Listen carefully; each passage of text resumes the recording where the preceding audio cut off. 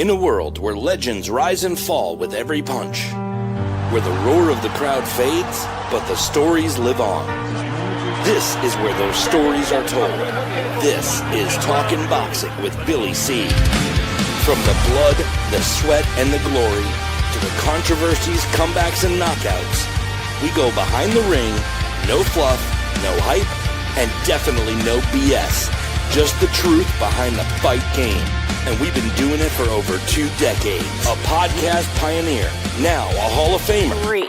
What's that ego gonna be like? And next, the comeback kid. Wait, isn't he like 90 or something? Shut up, he'll hear you. The reigning, defending, undisputed, heavyweight champion of boxing broadcasting. It's Talkin' Boxing with Billy C. And it's on now.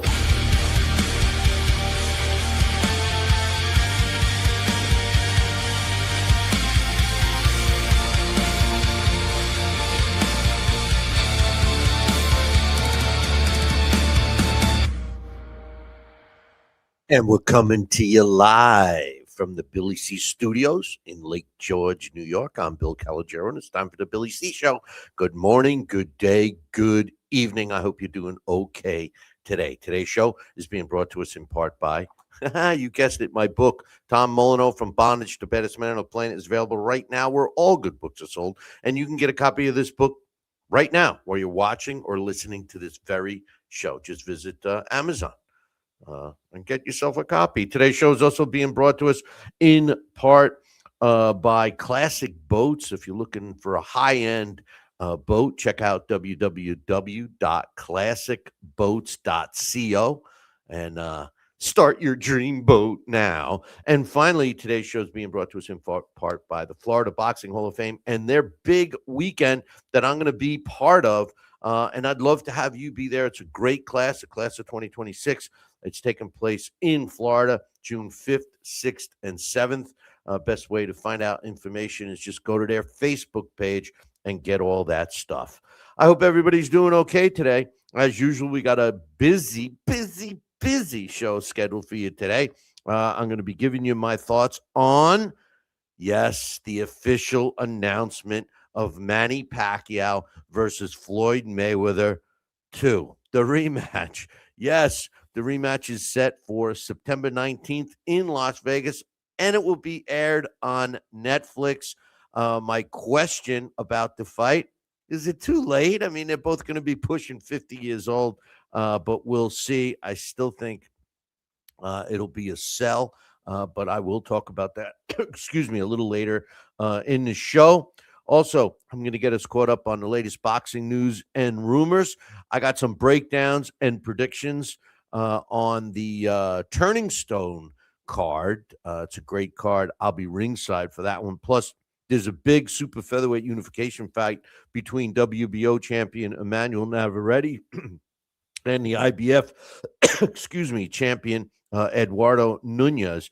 Today's guest, I should say, is boxing's best photographer. That's right. She's the best boxing photographer out there. The beautiful Emily Harney will be joining us in a little bit later. But first, I want to talk about Ryan Garcia's triumphant victory in his fight over Mario Barrios to capture the WBC World Welterweight title.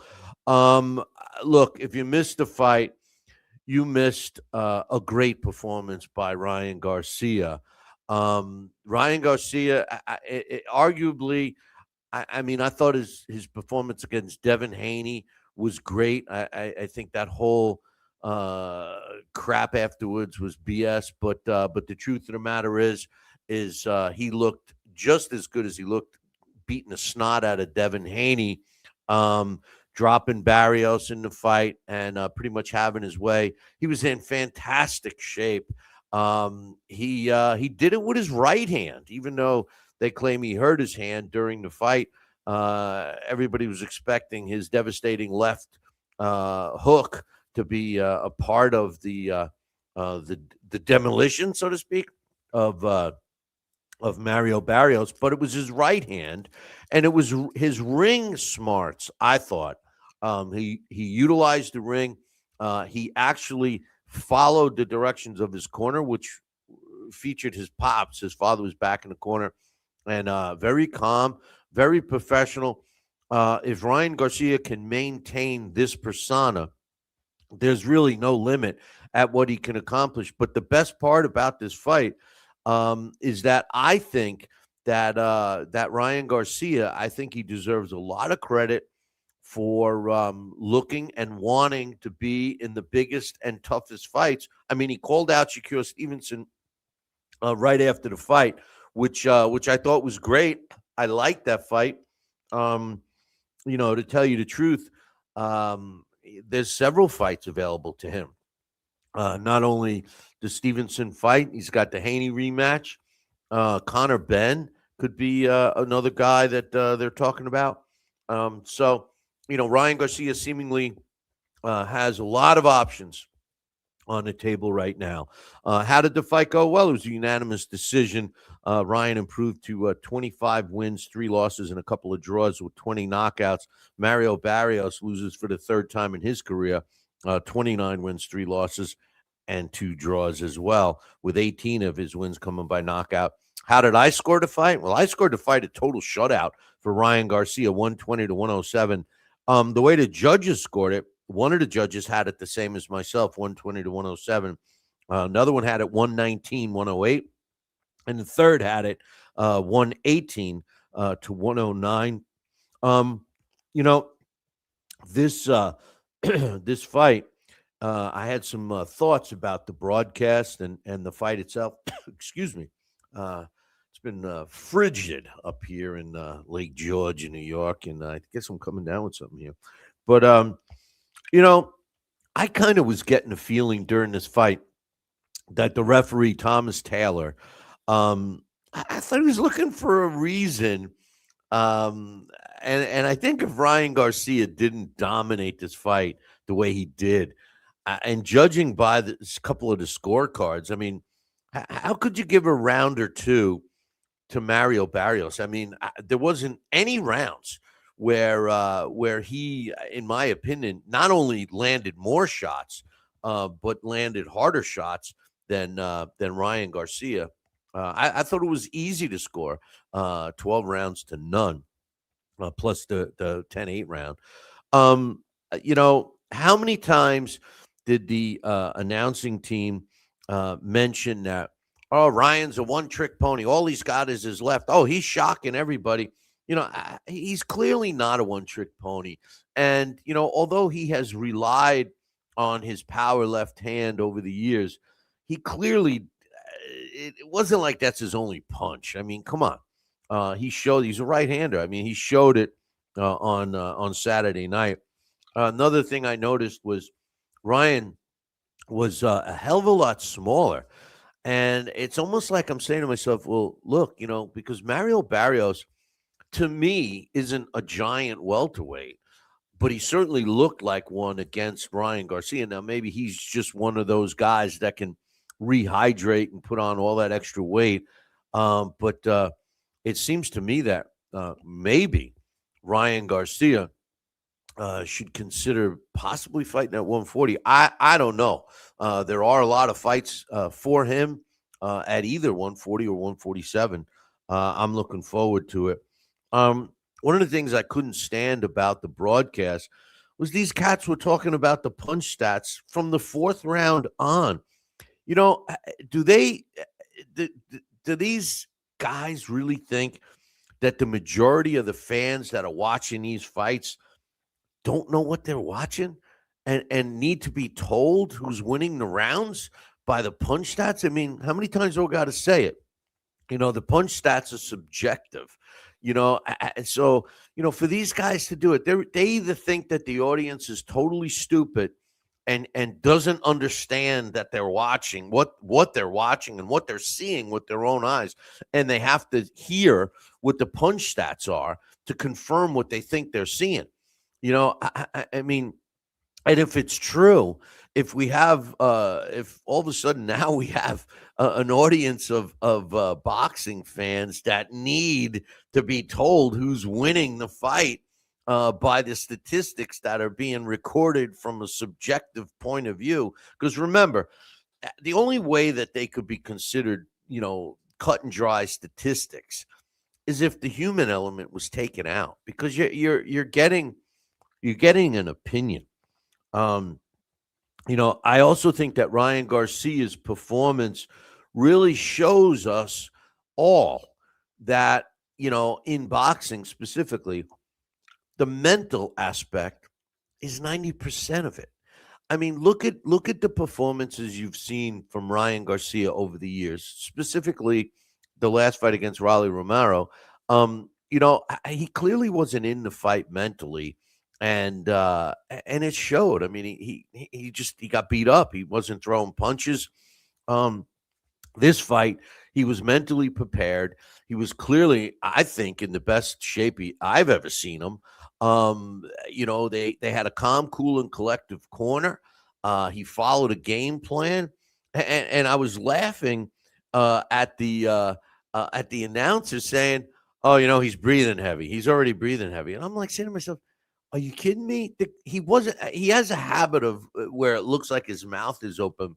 Not worse than Shakur Stevenson. Shakur Stevenson's gonna get his jaw broken with the way he keeps his mouth open. But um, I thought it was comical because, in my opinion, Ryan Garcia looked like he could go another 5 rounds easily. Wasn't huffing or puffing or anything. It was Mario Barrios that looked like he was starting to, become weathered. Another thing I noticed was that Terrence Crawford was ringside, and I don't know, with the exception of, like, I think it was the last round or maybe the 11th round where the camera caught him yawning. It looked like he was struggling to stay awake. But prior to that, one little camera shot that I picked up, I thought that he was watching this fight intently, like he's scouting the fight for Shakur Stevenson. And remember, Turkey Al-Rashid was ringside too. I think, in my opinion, I think that you're going to see. Well, I'm going to get to what I really think is going to happen a little bit later in the show because I'm going to tie it all together. But I think you're going to see a big dollars thrown at Ryan Garcia to fight Shakur Stevenson, but you may be even seeing something a little more, like maybe a 2 or 3 fight deal worth big bucks for Ryan Garcia. Because Turkey Al-Rashid knows that this kid can sell tickets, and he's got a pretty large fan base. So stay tuned for that. Some other fights I wanted to talk about that took place over the weekend was the other fight that I broke down and predicted. Lee Wood took care of Josh Warrington in their rematch. The way the judges scored that one: 119, 109, 119, 110, 117, 111. Lee Wood goes to 28-4 with 17 knockouts. Warrington loses the 5th time in his career. His record now 32 wins, 5 losses, and a draw, with 8 of his wins coming by way of knockout. Lee Wood had a really good performance. I thought that Warrington was trying, but I just think that Wood's accuracy and his jab really, really won the fight for him. It was an entertaining fight. But I'll tell you, the fight that I enjoyed even more than that one on that card was Bialy Fawaz, who was 37 years old, was taking on Ishmael Davis. And Davis was the British and Commonwealth super welterweight champion, and Fawaz was challenging him for that. And Fawaz was a character. He does some things that I wouldn't recommend if you're fighting a really top notch opponent. Not as bad as Ben Whitaker. Now, you guys know I love the UK boxing scene, but not as bad as Ben Whitaker, but along those lines. But I'll tell you something. I want to see this guy again. I want to see Bialy Fawaz again. He's the way the judges scored it. Now, remember, well, I don't know if you watched the fight, but it looked to me like like Ishmael Davis was winning the first part of the fight. But talk about running out of gas. He was the one breathing hard. I mean, really hard by the fourth round. And the way the fight ended up was exactly like that. Fawaz did not seem to slow down, and he picked it up from the second part of that fight and dominated. He didn't really have power to put Davis in any kind of trouble, knockout trouble. But he was definitely a nuisance, and he was definitely landing clean shots. The way the judges scored it, one judge had it even at 114, 114. One had it 115, 113, and one had it 115, 114. I don't know how that score came around, but by winning by a majority decision, Fawaz improved to 11 wins, one loss, one draw, with 3 of his wins coming by knockout. And Ishmael Davis drops to 15-4, losing his titles in, I think it was his first defense. But interesting fight, entertaining fight. There were some other fights I just want to mention on that card. Hey, listen, in case you haven't noticed, I love these fights from Europe that are on the zone that I can watch in the afternoon. I turn on and start watching from the preliminary bouts. You start watching these fights from 11, 12 o'clock in the morning, and the main events are over by 7. And all day boxing. I love it. I love it. The fights that take place here in the States, they normally don't even, the main event doesn't even come on. I'm Eastern time zone, so they're not coming on till 11 p.m. at least. At least the big fights, sometimes they don't start until 1 in the morning. There was a heavyweight fight that it wasn't a great fight. It was a dominating fight. Dave Allen, who is a British fan favorite, he took care of the proverbial punching bag they put in front of him, Kareem Barajam. 2 knockdowns in the first round, and then Barajam's corner threw in the towel at 57 seconds of the first round. Dave Allen improves to 25-8 with a couple of draws and 20 of his wins coming by knockout. Barajam drops to 12, 11-3. But the one thing I'm bringing up, and you're going to see David Allen again, probably over fighting for a regional title over in England, or I should say a domestic title.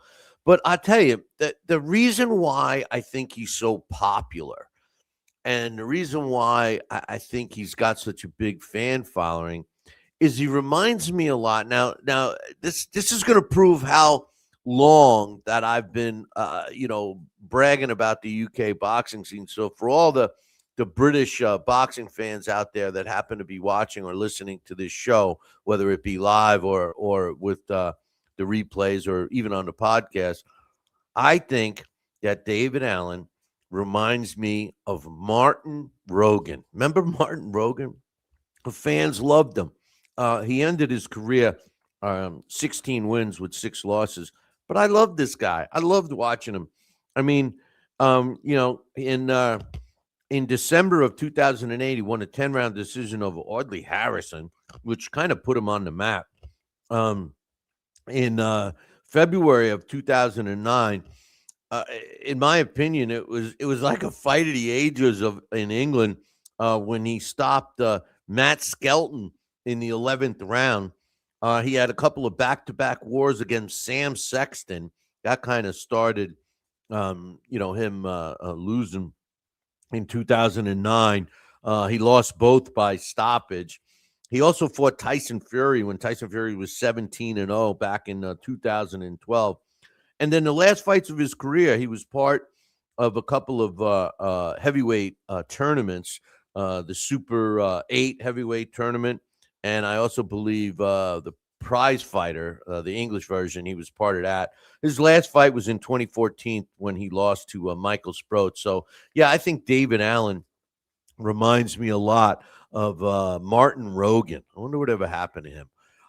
Another fight, there's another heavyweight to keep an eye on. He didn't have to hang in there too long on Saturday. Same card. I'm all talking about the same card. And that's Leo Atang. He's 19 years old, big guy. He's 5-0 now with 5 knockouts. He destroyed his opponent, Dan Garber, in the very first round. Garber now is 11-7 with a couple of knockouts. And there was also a really good female fight on this card.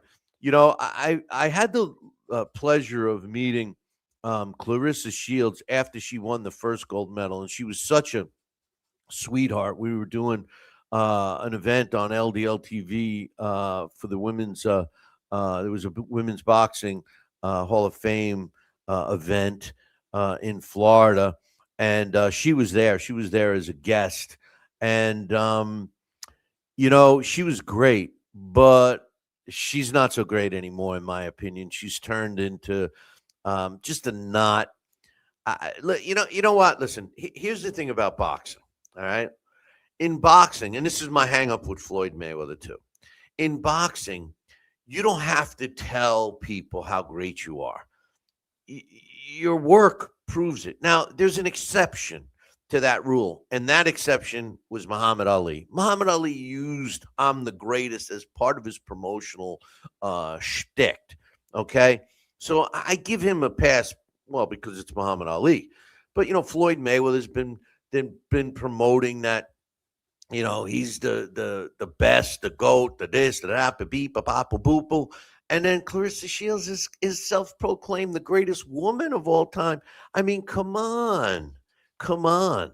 All right. No class. She's got zero class. I won't even watch her fights. All right. But there was a great female fight on this card, the Lee Wood and Warrington card. Her name's Sandy Ryan. She went down in weight, and she took on Carla Ramos Zamora in a really, really entertaining fight. At the end of the day, it was a close fight. Two of the judges had it 97-93 for Sandy Ryan, and one judge had it even 95-95. And I will tell you this, 97-93, that was kind of giving Sandy Ryan the benefit of the doubt because, I know it's only 1 point, but 96-94 would have also been, I think the closest score actually was the draw, the 95-95. Zamora was coming at her for the whole time. It was a very entertaining fight. Okay, here we go. The big news. Floyd Mayweather Jr. is unretiring. Last week, we talked about Floyd Mayweather Jr. Fighting Mike Tyson. Everyone that I have spoken to about this fight, the Tyson Mayweather fight, I've asked boxing fans, I've asked diehard fans, casual fans, even non-boxing fans, what they think. Would they buy it? Are they interested? You know what the overwhelming answer was? No. I think that it's going to do piss poorly on the ratings unless they count just people that have the service, But anyway, Mayweather announced that after the Mike Tyson fight, he is going to unretire. And not only is he going to unretire, but he's going to fight a real fight that's going to count on his record. So I started saying to myself, oh, geez, who's he going to fight? Who's he going to fight? Who's he going to fight? Next thing you know, the fight that makes the most sense for Floyd at this point in his life and at his age is the rematch with Manny Pacquiao. Now, of course, it's going to sell because the Pacquiao fans all still think that Manny – actually, there's a lot of Manny Pacquiao fans that think he won the fight. Okay, I'd be the first to admit that I was rooting for Manny Pacquiao to beat the snot out of Floyd Mayweather, but he did not win the fight. Floyd won the fight. Then we find out that Manny Pacquiao hurts his shoulder and goes through with the fight, which, I came on this show and I talked about how stupid that was for Manny Pacquiao, because we all know damn well that if Floyd would have, broke a fingernail or stubbed his toe or got a splinter, he would have called off the fight. There's no way Floyd would have fought at anything less than 100%. And Manny made a big mistake. And his excuse was, I didn't want to let down the fans. I didn't want to let down the networks. Well, you know what? It happens all the time. This business, you're susceptible to having injuries and postponements, and everybody gets sick every now and then. But nonetheless, after all this time, they are going to have the fight. It is legit. It is signed, sealed, and delivered. It's taking place September 19th and will be on Netflix for anybody who has Netflix, which I think is good. Will it break the record? Probably, because there's a lot of people that still want to watch Floyd lose. Um, Now, I haven't heard any official rules of the fight, other than it's going to be a sanctioned fight and it's going to fall under the normal rules. I'm talking about the Floyd Mayweather rules, what kind of conditions he's going to have, and anything else. There's been some postings on social media, but as you know, I do not talk about stuff I see on social media because most of the time, guess what? It's bullshit. I try to talk about what I know is fact, stuff that's backed by fact, not rumors. If I'm going to talk about a rumor, I say it's rumored.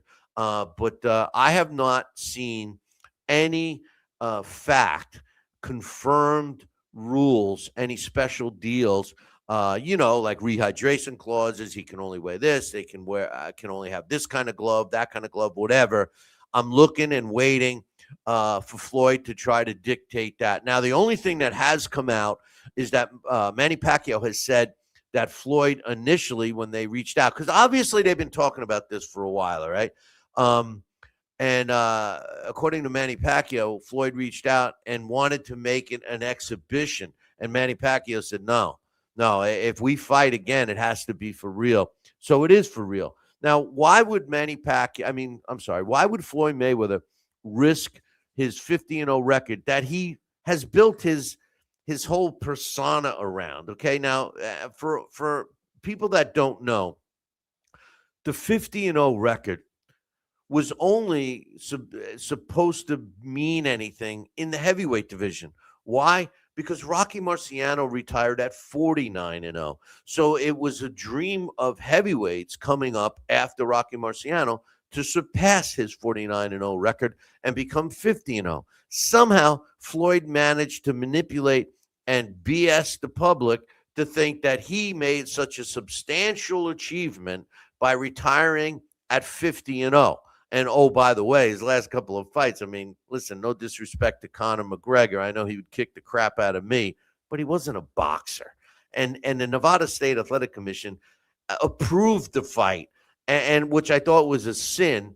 They wouldn't approve a fight against Triple G and Jaime Munguia when Munguia was 25-0, and they wouldn't approve it. And their reason was Munguia wasn't as experienced as Triple G, and they were afraid that he might get hurt. But yet they let Conor McGregor step in the ring with Floyd. I don't know. But the truth of the matter is the 50-0 doesn't mean anything to him. And I think the main reason, well, it doesn't mean anything to me. It means it to him. My man coach in the chat room, Harry Greb, was 45-0 during 1 year in the early 1919. According to coach. I thought it was 1920, but it was just a different game. But I think the real reason Floyd is even considering risking that is he needs money, boys and girls. He's broke. Can you believe it? A man who made documented well over $1 billion. That's $1 billion in the ring. Okay. And he managed to piss it all away.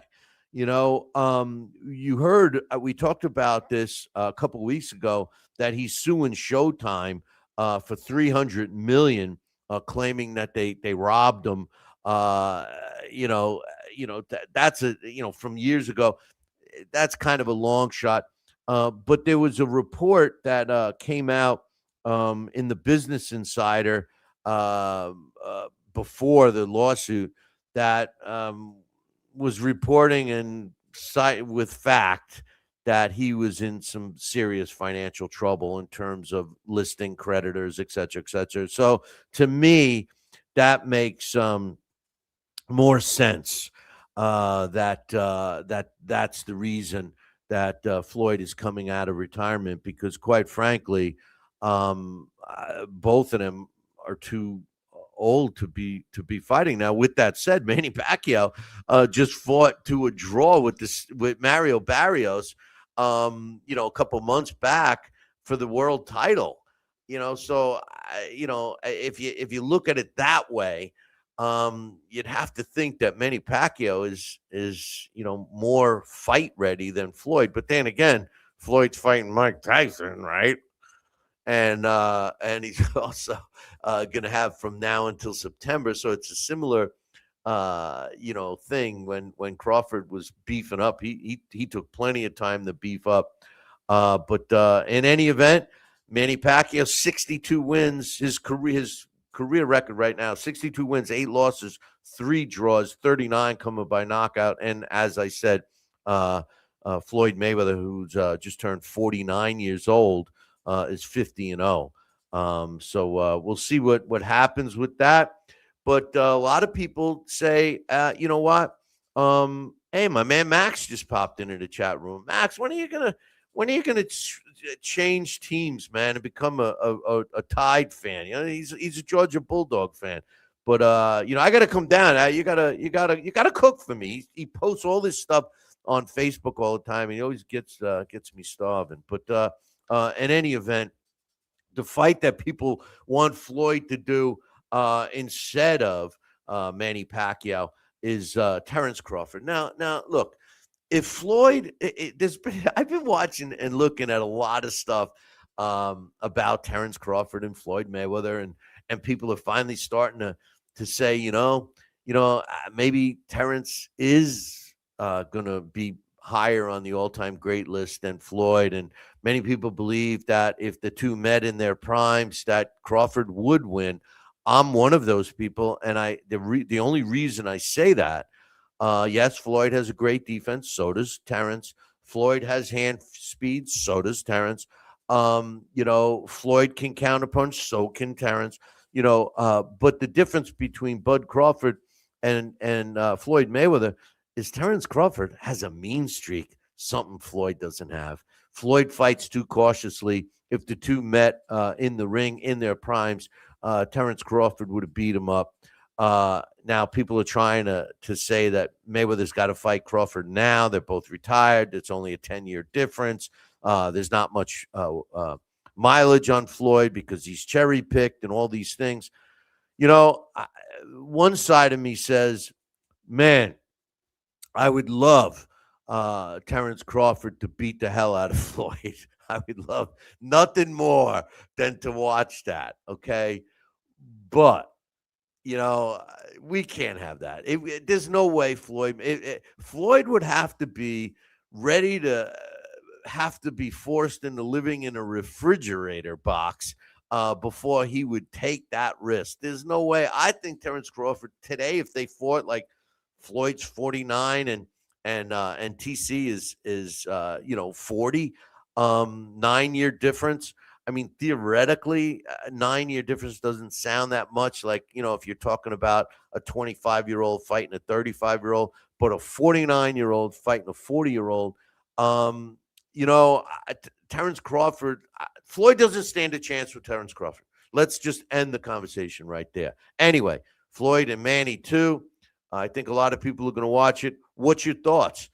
Drop me an email, social media, do something. Let me know what your thoughts are. Are you going to watch it? Are you interested in it? All those things. You can email me, Billy@Talkin, TALKIN, boxing, BOXING.com, or on, on the socials, my Facebook page, Twitter, or X, and all that stuff.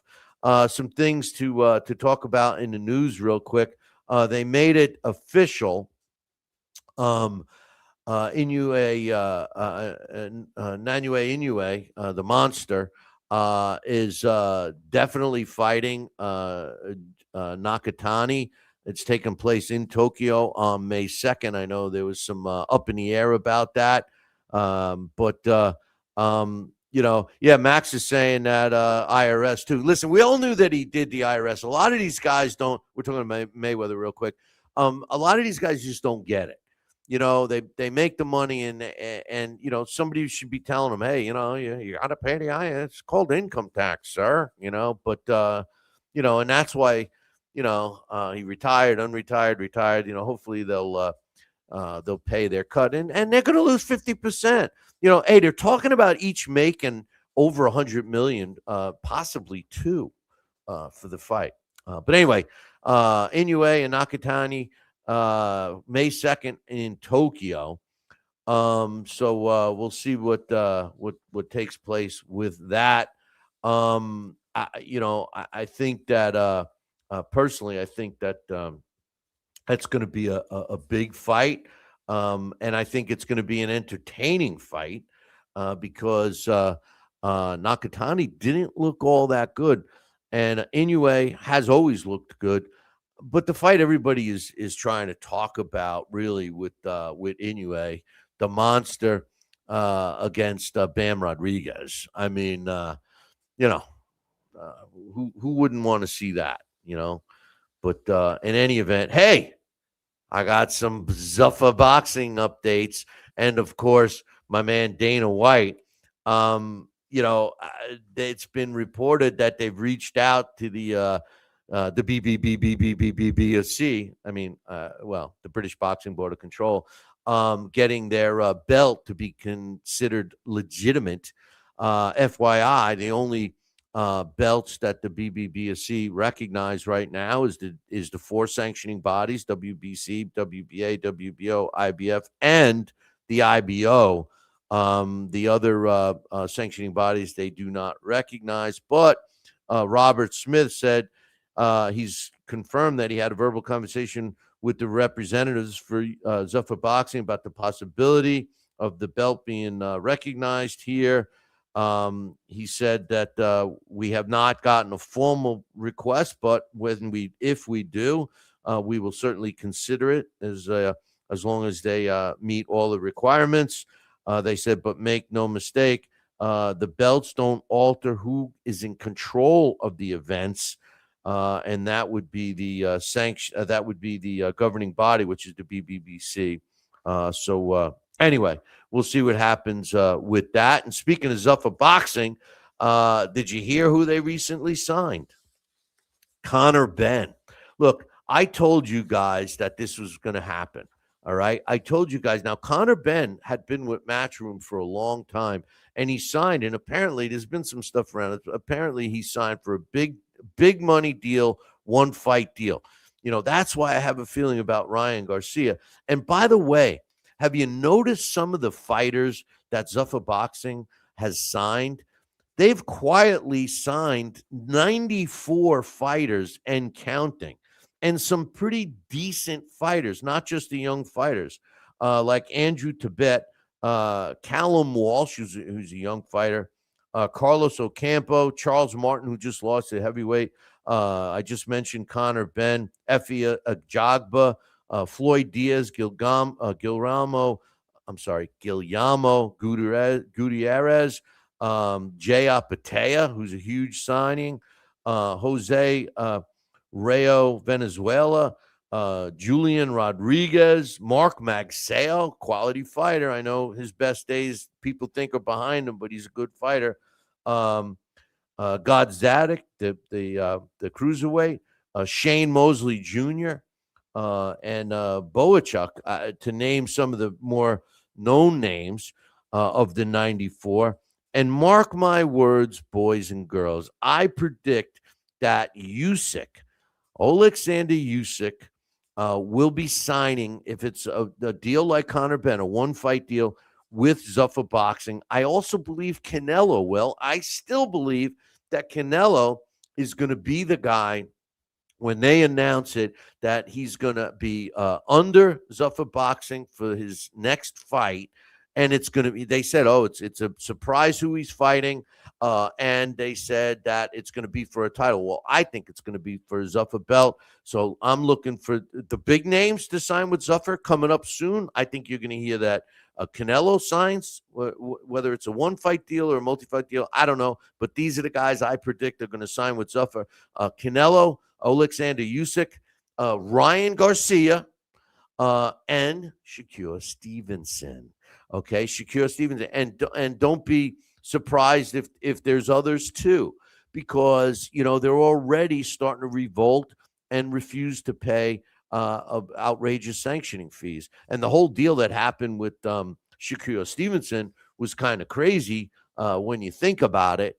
My man Matt, what's up, Matt? He's in the chat room. I just, if you think about it, they said, oh, he didn't pay his sanctioning fee, but they stripped him of a different class, and he wasn't even fighting for their belt when he moved up. So that was crazy. They said he owed the money from the previous one. Hey, listen, if you're a sanctioning body and you're charging a fee, what are you giving these guys 6 months, 8 months, a year to pay? I mean, it should be part of the contract. And that's the other part of this that, boggles my mind because, I promoted fights. I manage fighters. I mean, usually if there's a world title, especially, when you're fighting, it's anytime when you're fighting. I know the state of New York is, all right. I know Las Nevada is. I know New Jersey is. When you're fighting for a title, it's broken down in the contract. And if let's say a purse for a sanctioning body, let's say that they get a percentage of the purse, 2%, 10%, or if it's a flat fee, $1 million, whatever the deal is, it's going to be outlined in the contract, right? And why wouldn't they get their money when the fighter gets the money? Are they waiting? I mean, is it something so greedy that like how sometimes fighters they'll fight for X amount of guaranteed money, and then maybe they'll get a percentage of buys or views or whatever they're doing now with the way they're dealing with these streaming services. So they have to get those numbers in before they can get a total payout. So, but are the sanctioning bodies so greedy that they're waiting for that cut too? So they're getting a percentage of the total. I don't know. I'm not sure, but it seems kind of crazy to me that that these guys are able to not pay them to begin with. If you sign a contract and you're signing that you're paying this sanctioning body out of your purse, then there should it should come out of the purse, and the commission should be policing that. Now, if it's a separate contract, and every time I've ever been involved with a world title or any title for that matter, it's always been outlined. So it was nobody was ever saying, oh, and when I did it, the fighter never had to pay it. I when I promoted fights, I paid the sanctioning fee, or another promoter did, if we were challenging for a belt. So, it's very surprising to me that they do that. To be honest with you, so I mean, I'm not sure what the thought is, but I do predict that you're going to see those guys sign in with Zuffer. You mark my words: Usyk, Canelo, Garcia, Stevenson. They're going to do it. I wouldn't be surprised. Hey, I told you guys about today's guest. Well, here she is.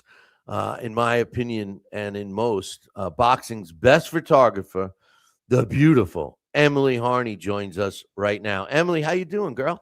I'm great. How are you? Oh, I'm doing well. I think Uh, it's been about 6 years to the day since I've been on this show. what is it? 6 years? I think 6 years. I think it was right before COVID. Oh man. Well, I'll tell you. I was thinking of you. I think of you, but I mean, today, knowing that you were on the show, I was thinking of all those times we woke your butt up so early in the morning. And I have some questions towards that, but you're not going anywhere for a little bit. So let's talk. And all kidding aside, you are, in my opinion, the best photographer. I've seen some great shots that you've taken, and every time I see a really good boxing photo, I always see your name on it. I'm like, oh yeah, Thank you.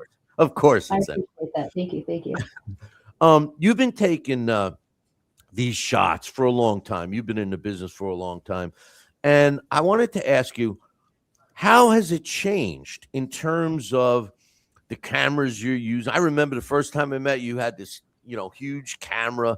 So how has it changed? And not only with the cameras that you use, but also the way you get the photos to the promoters or whoever you're shooting for. Yeah, when I first started shooting boxing, I was shooting film. I was in college, so I was working on a thesis and I was shooting film. Digital wasn't even really a thought in our minds in terms of getting cameras at that point. The only person I knew who had a digital camera in the early 2000s was the Celtics photographer at the time, and it was a pretty crappy camera. And just as I got out of college, things started to change a little bit, and I knew I needed to get to the digital side, just in terms of getting things out financially. Film was expensive, but I can't tell you how much I appreciate learning on film because you couldn't see what you were actually getting. So you hoped, and it wasn't until you were in the dark room, if you were developing your own film, which I was, that you would see, what we like to say, the magic happen, and realize that maybe you got what you hoped you got, but you weren't really truly sure until you actually, made a print. So the process of photography has certainly changed, but the way in which I shoot hasn't. I'm still thinking mechanically about how the camera works. I'm still thinking compositionally, which is super important when you're trying to make what I like to say is art. Photography and hasn't been represented as art for many years. A lot of people probably don't realize that, but we're painting a canvas with light. So it's important to understand the technology. A lot of people think they can grab a $5,000 camera and make beautiful photos. I like to tell them, well, if that's the case, then I'd love to have the same ink that Hemingway wrote with so that I'm a better writer. Because you do have to know what you're doing. You do need to know what ISO is. That's not a word. I hear somebody say that. I know that they've probably learned stuff on YouTube. But even my students, I teach high school, and even my students, they know that they could go backwards from shooting digital if they had to. So the technology has improved the quickness of getting photos out. I never thought I'd be somebody getting photos out from ringside, but I am. Directly from my camera to my phone to my editor or to wherever it needs to go.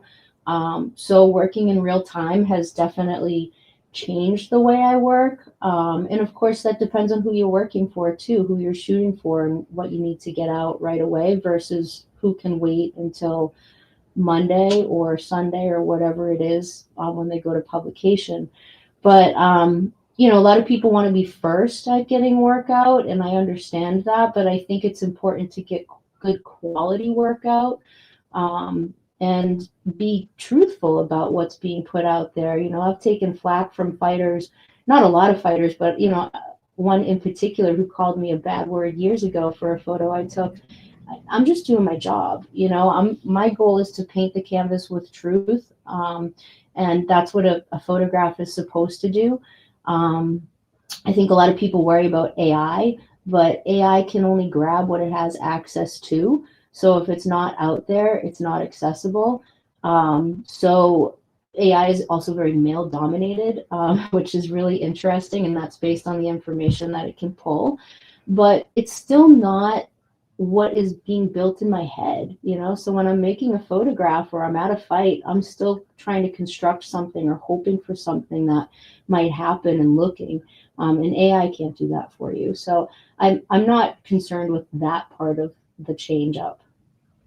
You reminded me. I mean, some of the shows that I did in the early 2000s, that's exactly what we used to have to do. You have somebody taking photos, then you have to have them go develop. So you don't even know what photos you have yet. And do you find yourself anticipating that next photo during shooting? Like, you're watching a fight, you might feel that knockout punch is coming, so you're getting ready for it, right? Yeah, of course. You have to try to anticipate it because you can't just hold down the shutter and hope for the best. Timing is everything, no matter what part of boxing you're in. And understanding a fighter too. The more fighters I cover, the better I understand them. So certain fighters I've worked for with their entire career, and you can kind of anticipate certain things, but also boxing is unpredictable, right? Like we've seen so many things go the other way. I've seen guys win in the fight, and then they're losing the fight, and then they're winning the fight, and then they're getting knocked down, and then all of a sudden they knock the other guy down. So there are those moments that you are unprepared for, but you have to be prepared for. So you're always looking. I can't be a fan. I'm behind my camera, like, come on, let's go. I need you to win, but I can't be a fan. I have to be paying attention to everything, including a little kid behind me that's screaming for their dad or their mom or their uncle or whoever it might be, because those make great photos too. Yeah. Sometimes at those shows, it's so hard to not be a fan for me. I mean, it really is. But when you're shooting a fight, you're normally on the ring apron. I'm always so jealous. And you're obviously able to get some great shots. But are you watching the fights too? I mean, Oh yeah. Oh are yeah. you able to watch it and like give a comment on it?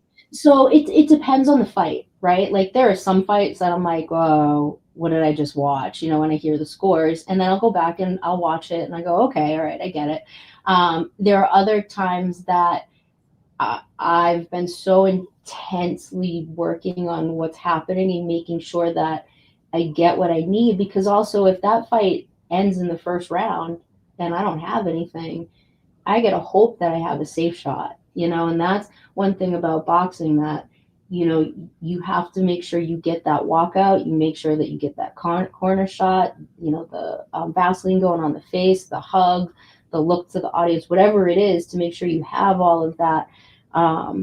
But there are times where I'm like, yeah, this person absolutely won that fight. And then there are other times I'm like, I have no clue. Because I think it depends on the intensity of the fight too.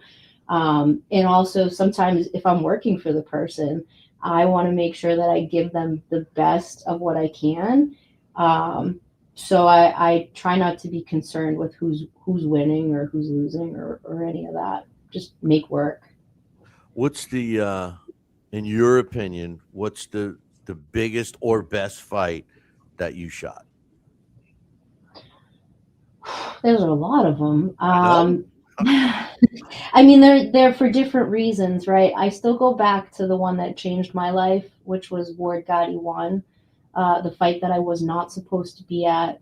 When I went to the gym probably a month before to drop off photos, I had finished my thesis. Both Mickey and Dickie were like, "You're not coming? What are you talking about? Like, of course you're coming to this fight. Just put in your credentials, show up to this fight." And I did, and I'm glad that I did, because that fight, it changed how I looked at boxing. It changed how I looked at the camaraderie of fighters, even though their friendship hadn't budded as much as it did, in the future. Just to see what those guys were able to do to each other and still withstand, and then stand up and hug it out at the end, right?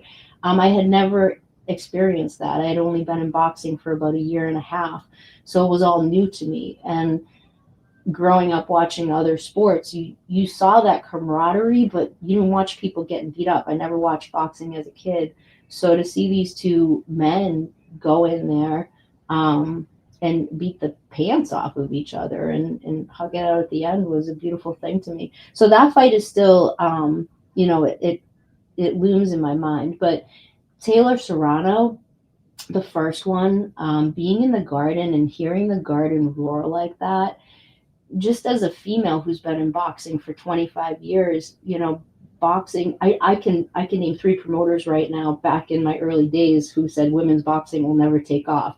every one of those promoters right now are promoting women in some way, shape, or form. And they were absolutely wrong. And you know, that the way it sounded in the garden that night was like, I mean, for me, like I was just there to shoot it, right? I can imagine for the two of them and all the other women on that card, all the women that came after them. I mean, that was amazing. The fight itself was amazing too, but just to hear that. Oh, I know. There's nothing like going, all sporting events. I tell people all the time, there's really nothing like boxing, I mean, and I always throw in, and you got to be ringside, I mean, because that's a big difference too, and I've become a boxing snob, like, hey, I got tickets, it's okay. But I will say, like, as a photographer, sometimes I love being ringside, but it's a different perspective from when you're in auxiliary. A little less pressure in some respects, but also a different vantage point. That's when I find myself watching more of the fight versus ringside. So if I'm in auxiliary, I get a better idea of who won, believe it or not, because I think I can watch it a different way. You know what? I don't mean to interrupt you, but that makes so much sense because of what I always say about judges, right? And whether people realize this or not, normally Emily is stationed in a spot. She gets a spot ringside, right?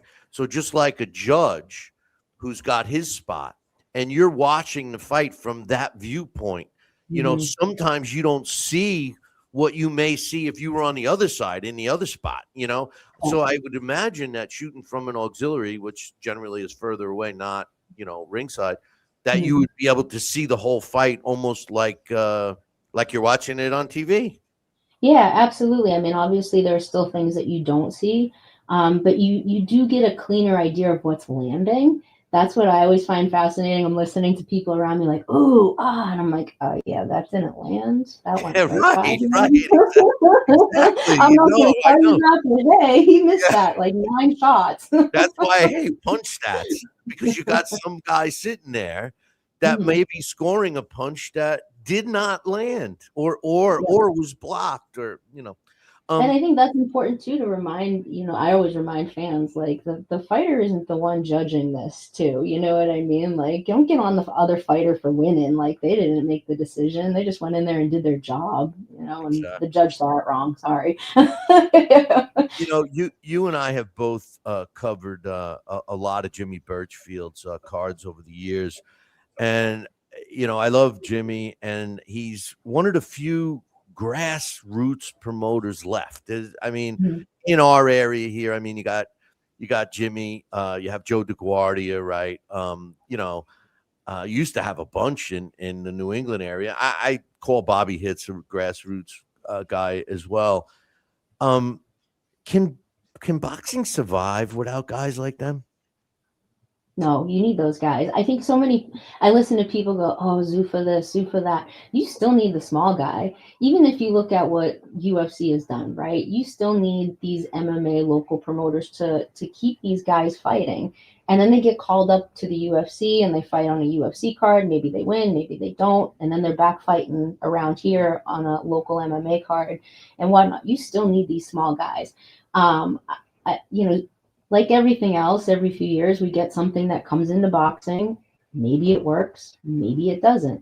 I'm on the fence about all of this. I think there's potential there, but I think as you start to see it work for some fighters and not work for other fighters, as it does when they sign with big promoters all the time, it still comes down to what do you do as the fighter?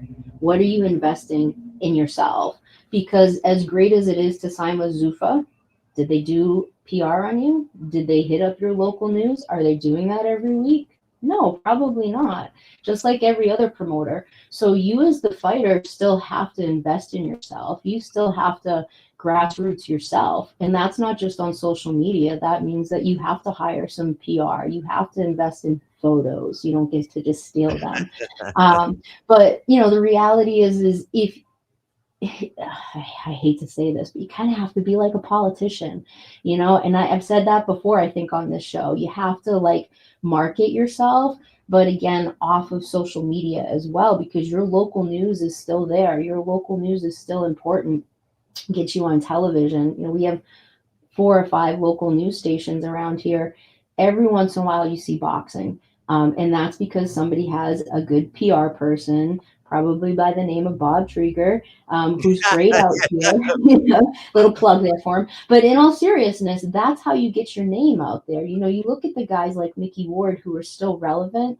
It's a tribute to what their PR team did for them back in the day, because their names still come up. There are still local reporters that have been around for a while. There aren't many of them, but there are still staff reporters who will cover boxing if they know about it. But you have to kind of give them a shell, right? They need like some sort of PR to go off of. Oh, okay, here's this new group putting out a show. You still got to do that kind of stuff. It's great that you sell out, but you still have to promote your fighters, and the fighters have to get out and market themselves.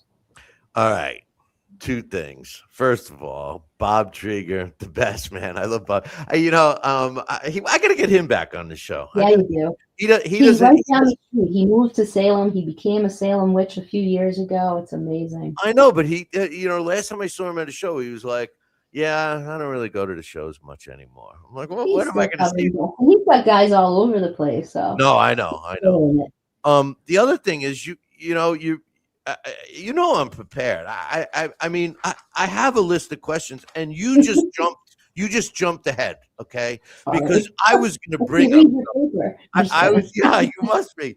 I was going to bring up Zuffa boxing. So now you opened up a can of worms, because, yes, it is, and it was exactly what I was thinking. A segue from the Jimmy Birchfields. Okay. Now it's a different animal. And this is what I think that, and this is no knock on grassroots promoters, because I believe that they will survive. I just don't think there's enough of them left. And I think the sport has made it that way, because without, Jimmy and the guys I mentioned, Jimmy, Bobby Hitz, and Joe DeGuardia, they have a nucleus. They have people that back them, and they can afford to do these shows. Not every small promoter does. And without any other revenues coming in, if you have to actually go out and sell tickets like Jimmy does, it's hard to survive. So with that said, all the other promoters have tried, and the sanctioning bodies have tried to emulate that UFC model, right? Because of the success. Now, with Dana White, I think Zuffa boxing is going to be good for the sport. I think the promoters will all be able to work together. I think the odd people out are going to be the sanctioning bodies. And for the purists, I think what's going to evolve are better fighters, because the protection of the fighters won't be as obvious. I mean, look at the heavyweight Moses Ituma, right? They're already putting him in the Hall of Fame. He's got one fight against a notable guy that people question. They question the validity of the fight. Yeah. I mean, I'm just calling it like it is. I mean, at least with Zuffa boxing, at least what they're saying is going to happen is that they're going to be climbing the ladder. So, like in a sense, number 8 guy's got to fight number 7 guy. If he wins, he moves up the ladder, So at the end of the day, when you get a champion who's fought some fights, lost a couple, he's up there now, he's going to be a damn good fighter. Today we see champions, they got 12, 15 fights, and they're not that good, Emmett. Yeah, no, I agree. Since I've come into boxing, I don't think I can count anymore how many sanctioning bodies we have, and even to the point some days I hear it in school, and I'm like, did you just talk about a sanctioning body? Like, what were those 3 letters you just said? And, it's the same letters, but it means something totally different in education. But, we talk about the alphabet. You mean acronyms? The acronyms. Oh, that's funny. Acronyms that some people think are words too. So we have become, a little maybe sanctioning body happy. And one of the things I've learned over the years is how easy it kind of is to start a sanctioning body. Or get a belt. Or get a belt, right. And, unfortunately, I think we both know people who have, had 3 or 4 fights, and then all of a sudden they're fighting for this major belt, and you're like, how did we get here? Do you have a different name that I don't know about? And you fought all these fights, but that's not usually the case. And so I think we do need to clean that up. I don't see a a reason not to do that, right? I think what people start to get nervous about is one entity, right? And moving everything out of their space. You lose your local shows, your local fighters end up fighting in Why Vegas. why do And you think you what why do you think they would lose the local shows? no, That's I'm saying that's what I think people fear with Zuffa coming in, that they're just going to wipe everything up, right? And it didn't happen with MMA when UFC came in, because you still, like I said, you still need those smaller guys to yeah. continue those shows, to build the smaller guy, right? If you have a guy coming out of the amateurs, Zuffa isn't going to necessarily sign him right away. Maybe he will, maybe they will, maybe they won't, but you got to build that fighter. Do you have a ticket seller? Do you have a kid that can even really fight? You don't want to just be signing people left and right based on, who they've either fought in the amateurs or, just a couple fights in. You want to see what they can actually do. Is it a fluke thing? And can you continue to sell tickets? Because you still need people to come and see them, right? Like, as much as Vegas is maybe filling the seats right now, I'm not really sure. I can't really get a look at the crowd there. You still need to build your fighter. And so who's going to do that? You need the smaller promoters to do that. We are lucky enough to have a couple new promoters around here in New England. And again, I go back to the idea of having somebody who does PR, so that more people know about them. They do have to invest in the PR, but we're watching, guys like the Nolan brothers put together some really great shows around here, with local guys, and starting to build up, where you see that, is it number 8 in Massachusetts fight the number 7 in Massachusetts. So, you're seeing those good fights kind of come about, where we're not calling people in from who knows where to come and, take a fight, and we get to see 19 seconds.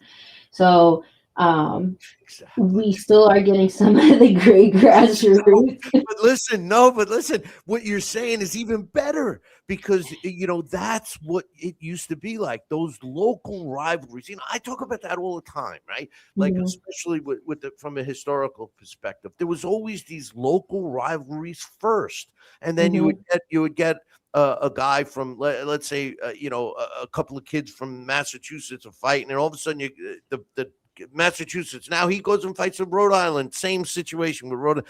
So you got this. To me, that builds up a fighter who could eventually get those big dollar fights right, with any promoter. But right. with Zuffa, I think you're right. What could always happen is they sign. It's a league, so to speak. So they sign a contract, and if they get kicked out, it may open the door for other leagues. So maybe Mhm. we'll see like a reorganization of. I'm just kind of glad that we may see less belts. You know what I Yeah, mean? yeah, 100%. I still think it's important to have sanctioning bodies. You look at the history of boxing. It's important to identify who those champions are, and if you want to have a couple belts, trying to unify it. But do we need 19 belts? No. Do we, like, and when you do have 19 belts, those guys aren't fighting each other. You see the girls fight each other more often, which is wonderful, because they seem to, yeah, sure, let's fight. But with the guys, and again, no knock on them, because I think it comes down to negotiations and business, and what's on the table, and who's paying for what, and why am I paying a fee for this.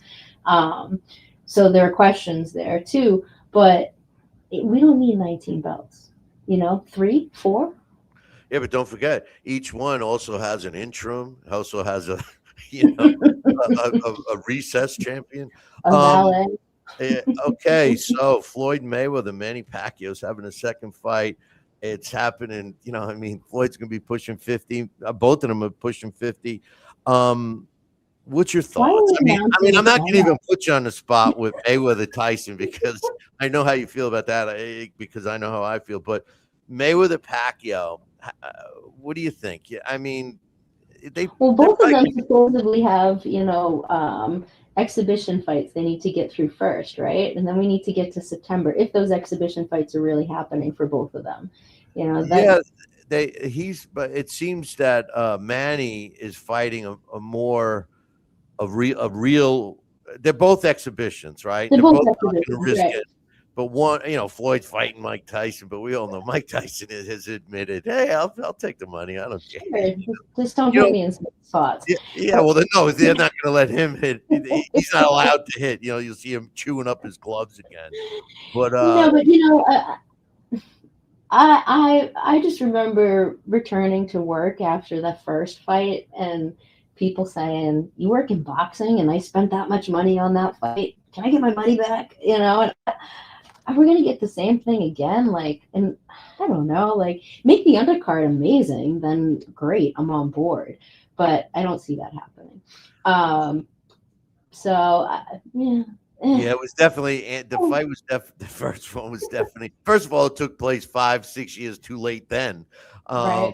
and it was anticlimactic. I did an event for that fight, and it was there were actually people in there, and I still hear to this day that. And I will admit, I was rooting for Manny Pacquiao, but he didn't win the fight. Floyd won the fight, and Yeah. there's people saying, "Oh, Manny won," but anyway, They must have been um, sitting in the tent with us.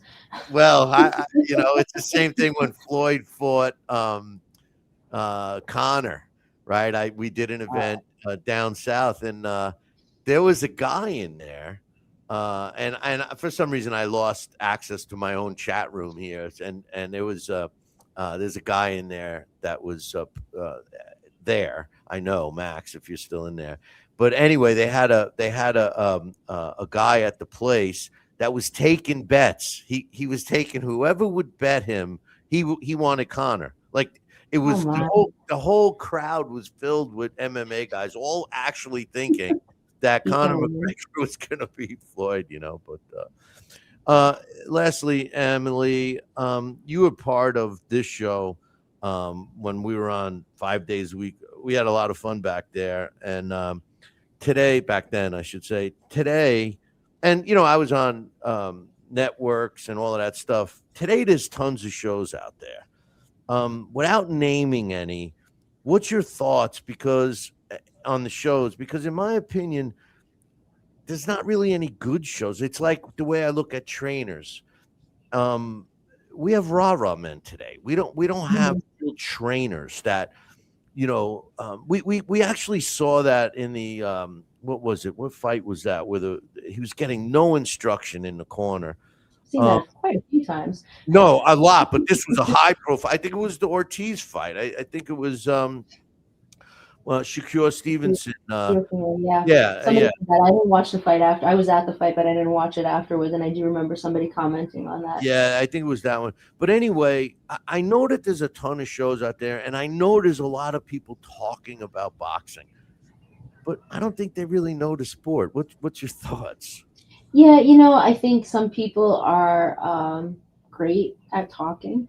I think they can, pull information from what they find online and go, okay, I can talk about that and I can, work the camera and whatnot. It's like good weathermen, and weatherwomen, they can work the green screen, but they have no idea what's really happening out in the forecast. This is real. This isn't a green screen, I don't see any weather there, so I got you. It's all good. You don't see the can predict images. snow. We're cool. No, but I think it's important to not just talk about big fights, right? Like I always hear people go, "Oh, I cover boxing," and "Oh, I'm a boxing this," and "I'm boxing that," and I'm like, "Oh, what shows do you go to?" "Oh, the big ones." But you live in a city that, and I'm talking about you, I'm just saying this particular people, they live in cities where they have shows every weekend and they're not big shows. And I said recently to somebody, you don't have to be at a masterful show to make a masterpiece. There are incredible fights that happen in a lot of the smaller venues that I think are important for people to go to. So you really understand how this operation works, first of all. I think there are a lot of people who cover boxing who don't know the business of boxing. And I think there are a lot of fighters who still don't know the business of boxing. I always tell fighters when they ask me, like, what's your advice? Know what's going on in your own career. Don't rely on the people that are in your corner to do all your work for you, because you should know what's on the table. You should know what's being offered to you.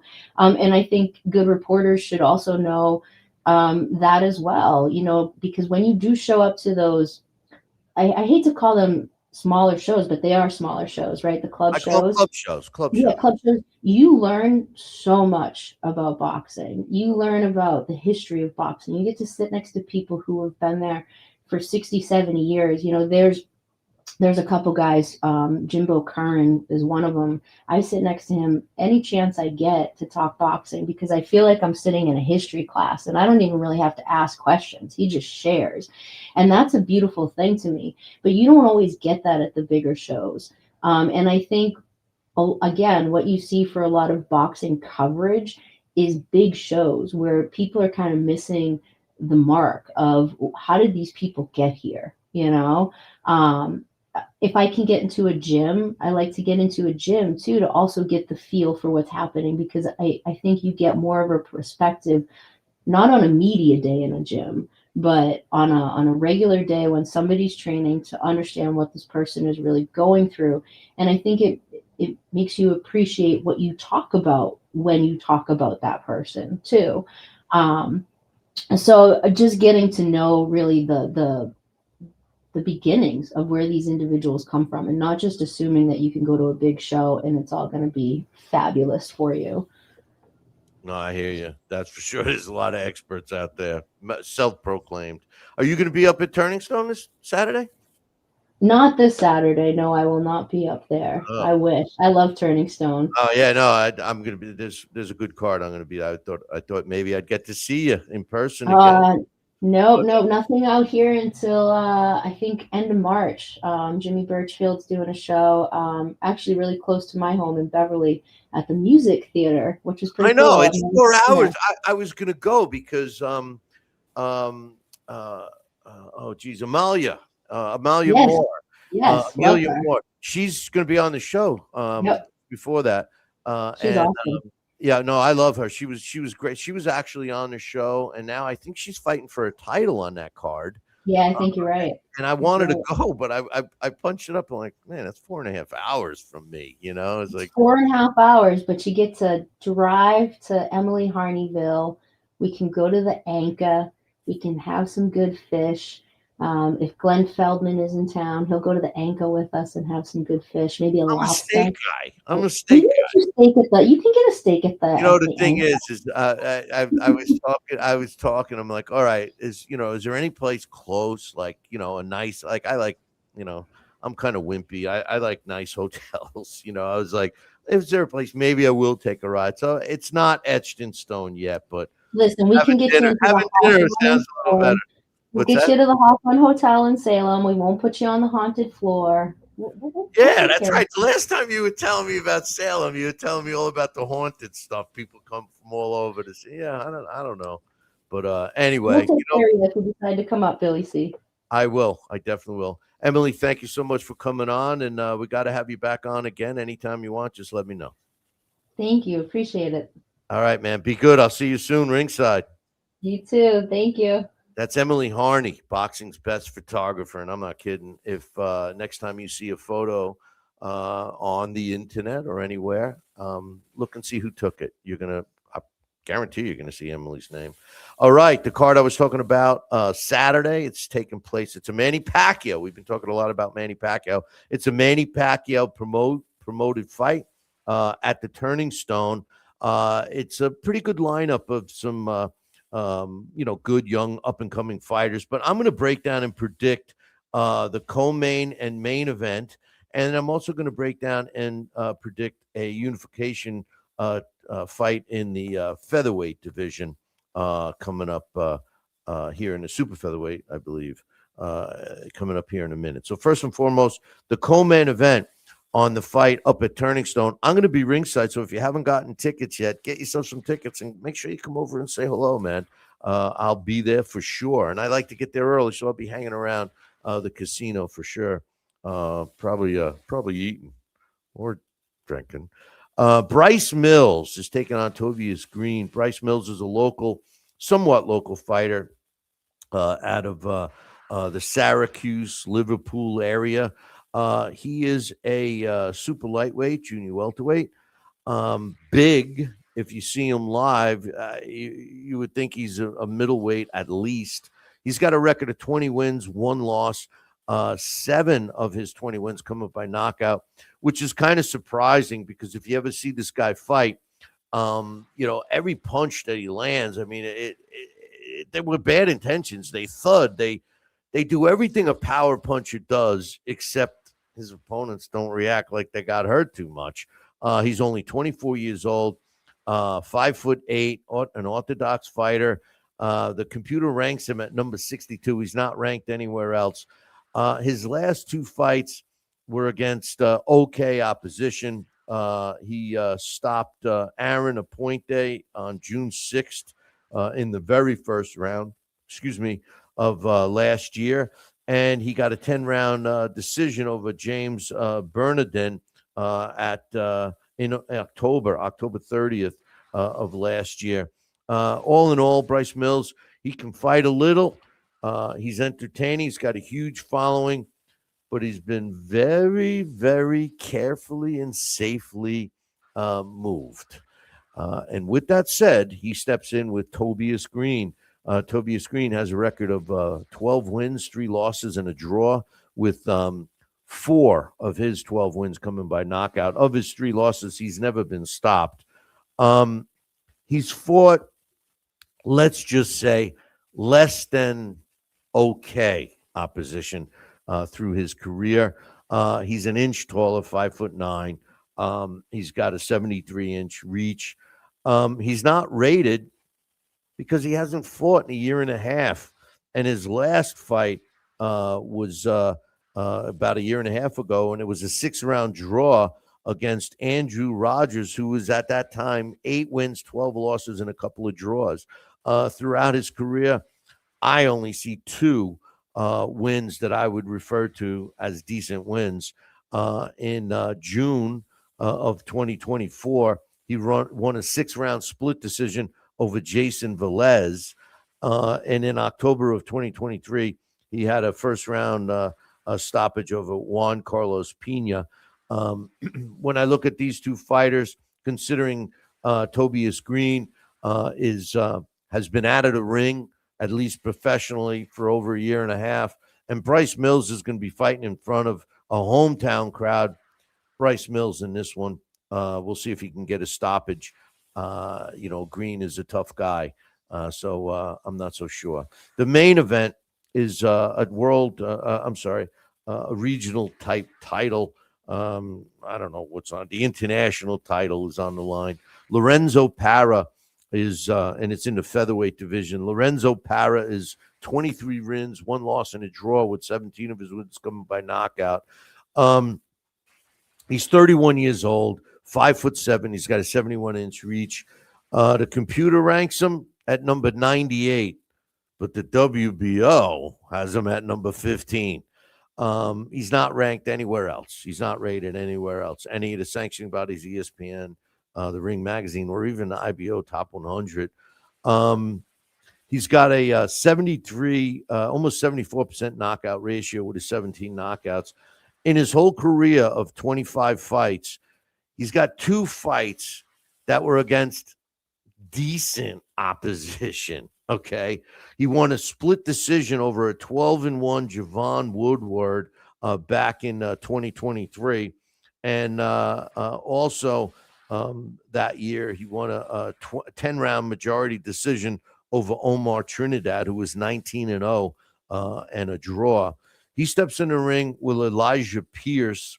Elijah Pierce is 21 wins, 17 knockouts, and he's got 2 losses. He's never been stopped. He's got almost an 81% knockout ratio. He's a southpaw, 5'8". The computer sees him at number 9. The WBA has him at number 2, as does the WBO.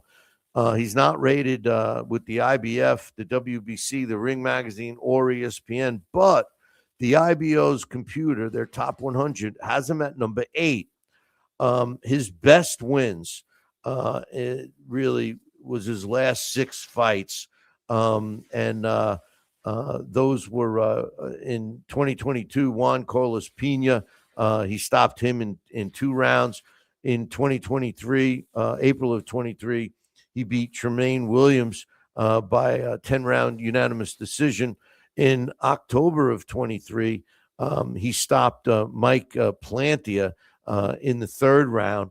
He beat Arthur Villanova by a stoppage in the fourth round, which was a pretty big win in March of 2024.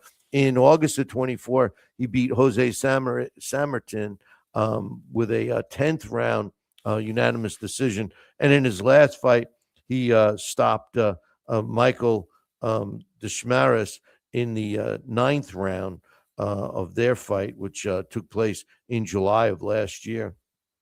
I think those were his best wins. When I look at this fight, although they're trying to bill it as being a competitive fight, and maybe by record and on paper it looks good, but make no mistake, Elijah Pierce should win this fight pretty easily. So the co-main and main events should be entertaining fights, but I think the favorites are going to win both of them in a really big fight, which is taking place the same day on Saturday.